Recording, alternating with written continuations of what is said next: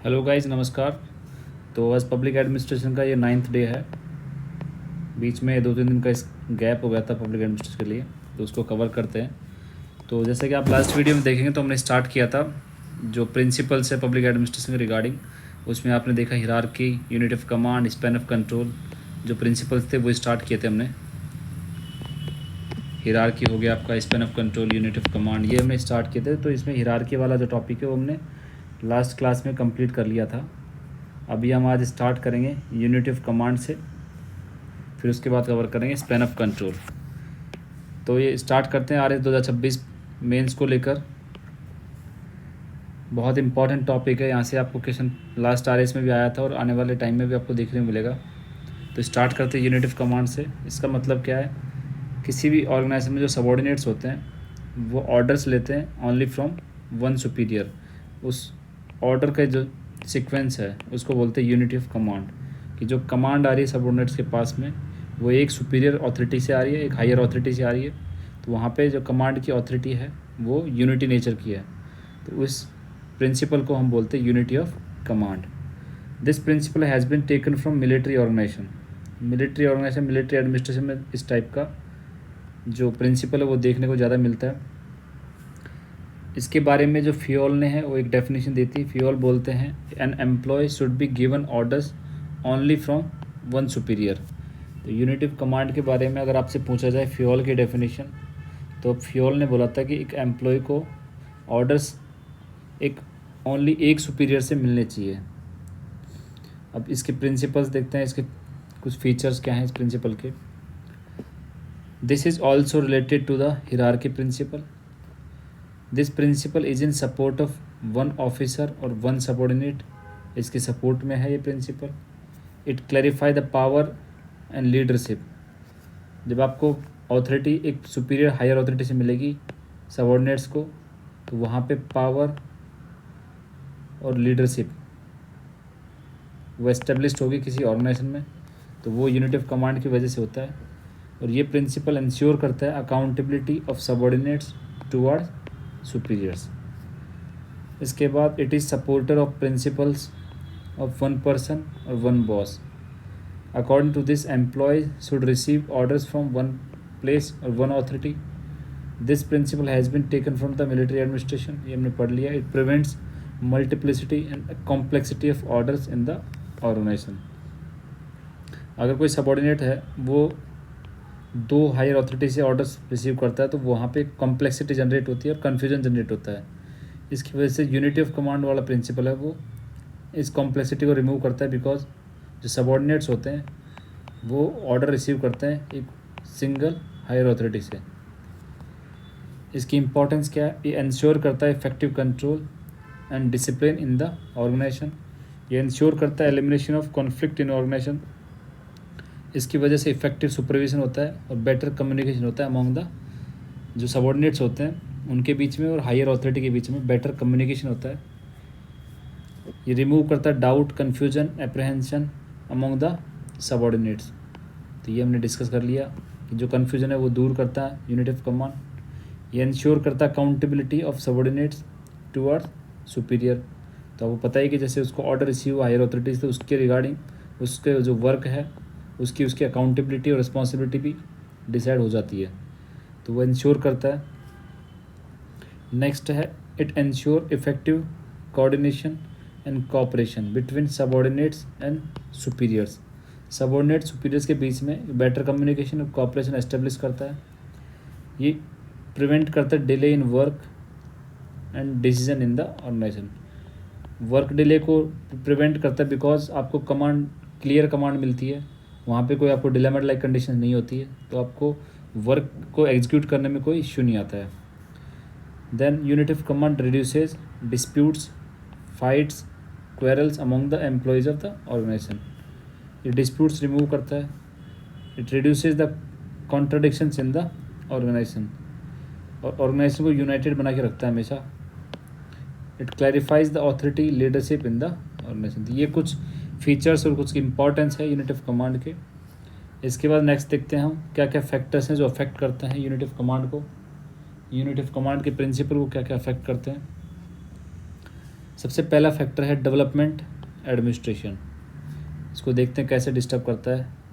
Development administration emphasise on multi dimensional changes in the society as it receives orders from various places. तो जो development administration होता है वहाँ पे क्या होता है, जो सबॉर्डिनेट्स होता है वो डिफरेंट प्लेसेस से उसको ऑर्डर्स रिसीव होते हैं, उसको कमांड्स मिलती हैं, तो उसकी वजह से जो यूनिटी ऑफ कमांड वाला प्रिंसिपल है वो अफेक्ट होता है। दूसरा फैक्टर क्या है, लेवल ऑफ हिरार्की। जितने ज़्यादा हिरार्की के लेवल्स होंगे उतनी ज़्यादा उसको कमांड में कॉम्प्लेक्सिटी बढ़ेगी और उसकी वजह से कन्फ्यूजन जनरेट होगा सबॉर्डिनेट्स के अंदर, तो वो भी एक यूनिटी ऑफ कमांड के प्रिंसिपल को अफेक्ट करता है। तीसरा फैक्टर क्या है, एक्सटर्नल फैक्टर। उसमें क्या आता है, the organisation is under pressure from many external factor like environmental factor हो गया आपका, इकोनॉमिकल फैक्टर, सोशल फैक्टर्स, उनकी वजह से भी आपको कमांड यूनिफाई करने में प्रॉब्लम जनरेट होती है। देन आता है increasing importance of specialisation. To increase specialisation in the organisation the number of experts has to be increased, therefore orders are received from both generalist and expert. जैसे जैसे आप department में specialist की जो नंबर्स हैं वो बढ़ाते रहेंगे, स्पेशलिस्ट या एक्सपर्ट्स लोग ज़्यादा जो नंबर्स हैं उनके इंक्रीज करते रहेंगे किसी ऑर्गेनाइजेशन में, तो क्या होगा, जब कमांड सबॉर्डिनेट्स को मिलेगी वो कमांड जो स्पेशलिस्ट हैं उनसे भी मिलेगी और जो जर्नलिस्ट हैं जो ऑलरेडी एग्जिस्टिंग हायर पोस्ट पर उनसे भी मिलेगी, तो सबॉर्डिनेट को काम करने में बहुत दिक्कत होगी, वहाँ पे कन्फ्यूजन जनरेट होगा और यूनिटी ऑफ कमांड वाला प्रिंसिपल है वो भी अफेक्ट होगा। फिफ्थ फैक्टर क्या है, functional foremanship principal.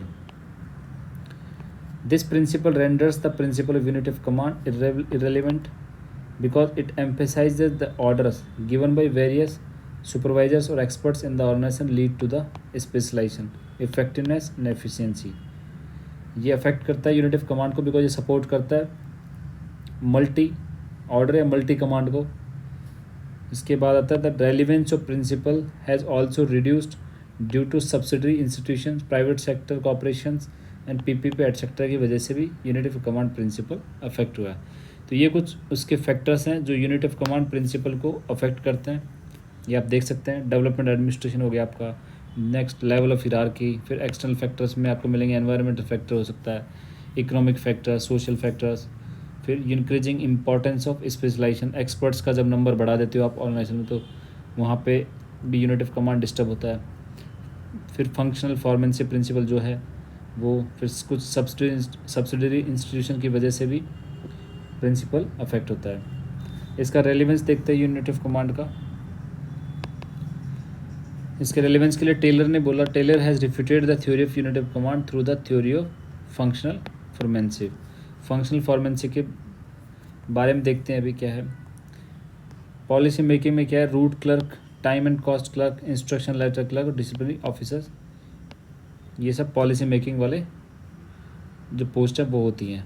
Implementation policies में आपको gang boss, speed boss, repair boss, inspector मिलेंगे। इसमें क्या है कि workers in a factory receive orders from 8 different places, hence the principle is impractical in the factory. This principle is impractical even in the general administration. Example के लिए देखेंगे आप तो चीफ मिनिस्टर ऑफिस हो गया, एडिशनल चीफ सेक्रेटरी हो गया, chief secretary, division commissioner, collector, इन सब ऑफिस से जो सबॉर्डिनेट्स को वहाँ से कमांड्स मिलती है और उसकी वजह से जो वर्क में डिले होता है और वर्क में कन्फ्यूजन्स होते हैं, मल्टीप्लेक्सिटी जनरेट होती है, तो जनरल एडमिनिस्ट्रेशन में भी आपको इम्प्रैक्टिकल देखा जाएगा। इसके बाद यूनिटी ऑफ कमांड जो है उसके कुछ डिसएडवांटेज, उसके क्रिटिसिज्म और उसकी कुछ शॉर्टकमिंग्स हैं वो देखते हैं। इसकी वजह से क्या होता है, जो फीलिंग ऑफ डिक्टेटरशिप है, जैसे कि आपको पता है कि सबॉर्डिनेट्स जो हैं वो अगर एक इंसान से हमेशा ऑर्डर्स रिसीव करेंगे तो जो हायर अथॉरिटी है उसमें फीलिंग जनरेट होगी डिक्टेटरशिप की और सुपीरियरिटी की। उसको ऐसा लगा कि मेरे बिना इस ऑर्गेनाइजेशन में कुछ काम नहीं हो रहा है, तो वो इंक्रीज होगी वो फीलिंग। नेक्स्ट है लीडरशिप स्किल्स जो हैं वो डेवलप नहीं होंगी सबॉर्डिनेट्स के अंदर। सबॉर्डिनेट्स हमेशा कमांड लेते रहेंगे और काम करते रहेंगे, तो वहाँ पे कोई डिसीजन लेने का जब टाइम आएगा तो वहाँ पे वो लीडरशिप लाइक क्वालिटीज़ उनमें जनरेट नहीं होगी। तो ये एक डिसएडवांटेज है यूनिटी ऑफ कमांड प्रिंसिपल का। नेक्स्ट है according to Taylor it is military type foremanship. जैसे मिलिट्री एडमिनिस्ट्रेशन में ये यूज़ किया जाता है, तो वही उसकी स्ट्रक्चर जैसा बनता है। नेक्स्ट है creates excessive rigidity and complexity in the organisation, makes the organisation rigid and conservative. Herbert Simon इसके बारे में बोलते हैं कि this is a false theory. तो ये हमने यूनिट ऑफ कमांड के बारे में देखा, उसका क्या रेलिवेंस है, उसके क्या एडवांटेज है, क्या इंपॉर्टेंस है, उसके क्या फीचर्स हैं, उसके फिर हमने देखे डिसएडवांटेज या शॉर्टकमिंग्स क्या क्या है। नेक्स्ट जो प्रिंसिपल आता है वो है span of control. Span of control क्या है? Span of control is the limit with in which a superior can control subordinates efficiently and effectively. एक लिमिट है जिसमें एक जो हायर अथॉरिटी है या सुपीरियर ऑफिसर है वो अपने सबऑर्डिनेट्स को कैसे कंट्रोल कर सकता है एफिशिएंटली और इफेक्टिवली, वो कहलाता है span of control. This is the control area of higher authority. Ziauddin Khan इसके बारे में बोलते हैं, the span of control is the number of work units which a superior can manage himself. Span of control क्या है? नंबर ऑफ वर्क यूनिट, जितनी ज़्यादा number of work unit होंगी उतनी ज़्यादा सुपीरियर ऑफिसर है उसके लिए उसका जो स्पैन ऑफ कंट्रोल है वो बढ़ता जाएगा। इसके बारे में डिफरेंट व्यूज़ हैं। हैमिल्टन ने इसे 3 से 4 ग्रुप का बताया, फियोल ने 5 से 6 का, देवराज ने 8 से 10 का, रामास्वामी शेखरन ने इसको 12 नंबर्स का बताया। अकॉर्डिंग टू उर्विक जो होता है हाई लेवल के जो स्पैन ऑफ कंट्रोल है वो 4 से 6 माना गया है, मिडिल लेवल पे 6 से 8 का, लो लेवल पे 8 से 12 का ग्रुप माना गया है। According to various scholars the ideal number जो होते हैं सबऑर्डिनेट्स का वो उर्वी के अकॉर्डिंग 4 और ग्रेसिन्यूसा के अकॉर्डिंग 5 है। अब स्पैन ऑफ कंट्रोल के जो करेक्टरिस्टिक्स हैं वो देखते हैं। It is related to hierarchical principle of organization. इसका ऑब्जेक्टिव है to complete quality work in the organization. This is sphere of authority of higher official. It is influenced by various formal और informal factors जैसे nature of work, place, personality, ये सब की वजह से भी स्पैन ऑफ कंट्रोल इफेक्ट होता है। इसके बाद आते हैं क्या क्या फैक्टर्स हैं जो अफेक्ट करते हैं स्पैन ऑफ कंट्रोल को। सबसे पहले आते हैं फॉर्मल फैक्टर्स, उसमें आपको मिलेगा nature of work. If the nature of work of superior and subordinate is similar, अगर आपका जो आप सबऑर्डिनेट हैं, आपका सबऑर्डिनेट जो है उस सबऑर्डिनेट्स का जो वर्क नेचर है और जो सीनियर ऑफिसर है उसका वर्क नेचर अगर दोनों का सेम होगा, दोनों इस सेम फील्ड में काम कर रहे हैं, तो उसका जो स्पैन ऑफ कंट्रोल है, उसका जो मॉनिटरिंग टूल है वो इंक्रीज हो जाएगा और हमेशा ज़्यादा होगा। बिकॉज जो सुपीरियर अथॉरिटी है, हायर ऑफिशियल आपका, उसको ऑलरेडी उस वर्क नेचर के बारे में पता है और उसके बारे में वो सबऑर्डिनेट्स को कंट्रोल कर सकता है ईजिली। तो अगर नेचर ऑफ वर्क जो है वो सेम रहेगा तो स्पैन ऑफ कंट्रोल ज़्यादा रहेगा, और अगर नेचर ऑफ वर्क अनइवन है सबऑर्डिनेट्स और सुपीरियर के बीच में तो उसका स्पैन ऑफ कंट्रोल कम रहेगा। तो ये आपको याद रखना, नेचर ऑफ वर्क की वजह से स्पैन ऑफ कंट्रोल अफेक्ट होता है। नेक्स्ट जो फैक्टर है स्पैन ऑफ कंट्रोल को अफेक्ट करने के लिए वो है प्लेस। डिफरेंट प्लेसेस पे डिफरेंट स्पैन ऑफ कंट्रोल की रेंज होती है। जैसे आपको देखेंगे, if the superior and the employee work at the same place, अगर दोनों सेम प्लेस पर काम करते हैं तो स्पैन ऑफ कंट्रोल जो है वो सबसे ज़्यादा होगा, बिकॉज वहाँ पे पास में रह के मॉनिटर कर सकता है। इफ़ द जोग्राफिकल डिस्टेंस ज़्यादा है देन स्पैन ऑफ कंट्रोल कम रहेगा। तो ये आपको याद रखना है, नेचर ऑफ वर्क की वजह से, प्लेस की वजह से। और थर्ड है टाइम और एक्सपीरियंस। इसमें 2 फैक्टर हैं, एज ऑफ द ऑर्गेनाइजेशन और दूसरा है experience of the superior. Age of the organization में आपको क्या मिलेगा? If the organization is old, अगर ऑर्गेनाइजेशन बहुत पुराना है तो वहाँ पे क्या होता है, स्पैन ऑफ कंट्रोल ज़्यादा होता है, जबकि अगर ऑर्गेनाइजेशन नया है तो वहाँ पे स्पैन ऑफ कंट्रोल कम रहेगा। नेक्स्ट जो है एक्सपीरियंस ऑफ द सुपीरियर, अगर सुपीरियर जो अथॉरिटी है, हायर ऑफिशियल जो है वो ज़्यादा एक्सपीरियंस वाला है, वर्क एक्सपीरियंस उसके बाद बहुत ज़्यादा है, तो उसका जो स्पैन ऑफ कंट्रोल है वो ज़्यादा रहेगा। और अगर वो नया है ऑर्गेनाइजेशन में तो उसका कंट्रोल कम रहेगा। तो ये टाइम और एक्सपीरियंस को लेकर फैक्टर है। फिर आता है फैसिलिटी ऑफ डेलीगेशन।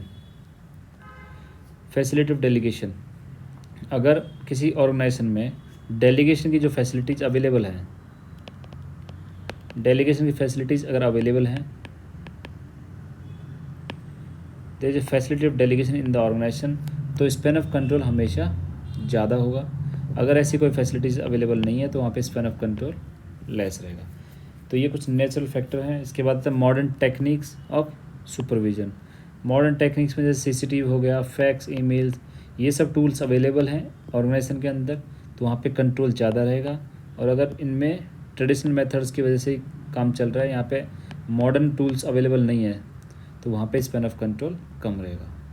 उसके बाद आता है लेवल्स ऑफ हिरार्की। अगर लेवल ऑफ हिरार्की ज़्यादा है तो स्पैन ऑफ कंट्रोल क्या होता है, डिक्रीज होता है। बिकॉज हायर ऑफिशियल और सबॉर्डिनेट के बीच में जब ऑफिसर से रेंज बढ़ जाती है तो वहाँ पे लेवल जो स्पैन ऑफ कंट्रोल है directly higher to superior subordinate वो कम हो जाता है। अगर लेवल ऑफ हिरार्की बहुत कम है, एक हायर ऑफिशियल है और उसके जस्ट डायरेक्ट सबॉर्डिनेट्स है, तो वहाँ पे स्पैन ऑफ कंट्रोल डायरेक्टली होगा और ज़्यादा होगा। तो ये कुछ हमने पढ़े जो फॉर्मल मेथड्स हैं, फॉर्मल फैक्टर हैं जो अफेक्ट करते हैं स्पैन ऑफ कंट्रोल को। उसमें आता है nature of work, place, time और experience, facility of delegation, modern techniques of supervision, levels of hierarchy, informal factor सब पढ़ेंगे। उसमें आता है सबसे पहले पर्सनलिटी।